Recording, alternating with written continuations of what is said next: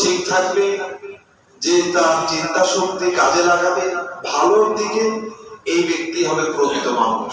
আর তাকেই বলা হবে কুনতুম খায়রা উম্মাহ, এই ব্যক্তি হলো শ্রেষ্ঠ। তাহলে আল্লাহ সুবহানাহু ওয়া তাআলা পবিত্র কোরআনের মধ্যে অনেক জায়গায় এই যে মনুষ্যত্ব কাজে লাগানোর কথা বলেছে, আমাদেরকে যে আকল দেওয়া হয়েছে, যে জ্ঞান দেওয়া হয়েছে, যে চিন্তা শক্তি দেওয়া হয়েছে, পবিত্র কোরআনুল কারীমের মধ্যে লাআল্লাকুম তা'কিলুন একাধিক জায়গায় বলা হয়েছে। কোরআনের মধ্যে অনেক জায়গায় আল্লাহ সুবহানাহু ওয়া তাআলা মানুষের এই চিন্তা শক্তিকে কাজে লাগাতে বলেছে, লাআল্লাকুম তা'কিলুন, যাতে করে তোমরা বুদ্ধিমত্তার সাথে চিন্তা ভাবনা করে কাজ করো। এটা আল্লাহ তাআলা কোরআনের অনেক জায়গায় বলেছে, যাতে করে আমরা আমাদের এই যে মনুষ্যত্ব, এই চিন্তা শক্তি, আকল, যে জ্ঞান, এটা কাজে লাগাতে পারি। যদি আমরা লাগাতে পারি ভালোর দিকে, তাহলে আমরা অবশ্য কুনতুম খায়রা উম্মাহ। আর যদি কাজে লাগাতে না পারি, তাহলে কোরআনের ভাষায় আমরা হয়ে যাব উলাইকা কাল আনআমি বাল হুম আযাল।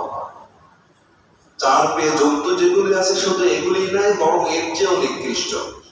তাহলে আমরা যদি আমাদের চিন্তা শক্তিকে ভালোর দিকে কাজে লাগাই, তাহলে আমরা হয়ে যাব সৃষ্টির শ্রেষ্ঠ জীব। আর যদি আমরা আমাদের এই জ্ঞান চিন্তা শক্তি কাজে না লাগাই, তাহলে কোরআনের ভাষায় আমরা হয়ে যাব উলাইকা কাল আনআমি বাল হুম আযাল। চার পেয়ে জন্তু শুধু নয়, বরং বাল হুম আযাল, এর চেয়েও নিকৃষ্ট হয়ে যাব।